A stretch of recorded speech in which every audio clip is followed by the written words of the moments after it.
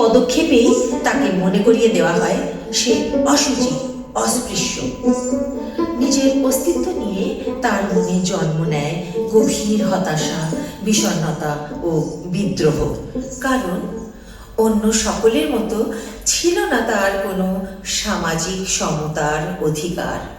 তোমরা যত পারবে এসো এসো, দেখো এনেছি কাপড় জোড়া, সোনালি তারে মোড়া। তোমরা যত পারবে ওকে ছুঁড়ে ছুঁড়েছি, ওদের দমটা লেগেছি।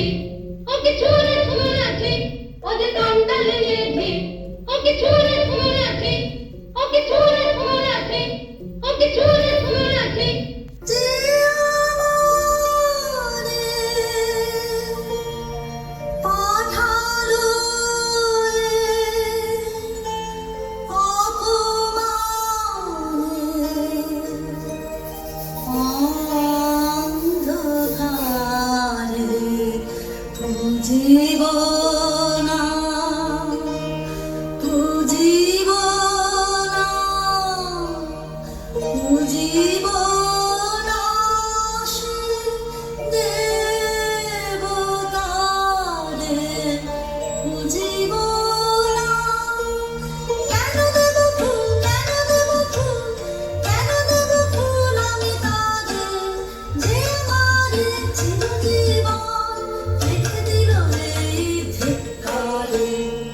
একদিন দুপুরবেলায় তীব্র রোদের মধ্যে পথ চলতে চলতে এক বৌদ্ধ ভিক্ষু আনন্দ প্রকৃতির বাড়ির কাছে এসে জল চায়।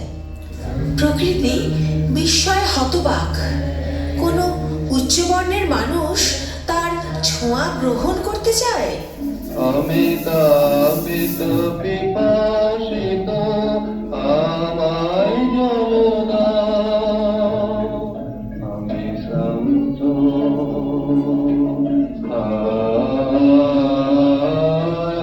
আমায় জল দাও। ক্ষমা করো প্রভু, ক্ষমা করো মনে, আমি চণ্ডালের কন্যা। নরকোপের বাড়ির অসতী, আমি চণ্ডালের কন্যা। তোমারে দেব যাহার পুণ্যের, আমি রহি অধিকারিণী, আমি চণ্ডালের কন্যা। যে মানব আমি সেই মানব তুমি কন্যা, সেই বাদে তীর্থ বাড়ি যাহা তীর্থ করে কৃষিতে, যাহা তাপিত শান্তির হৃদ করে, সেই তো পবিত্র বাড়ি। জল দাও আমায়, জল দাও। কল্যাণ হোক তব কল্যাণী।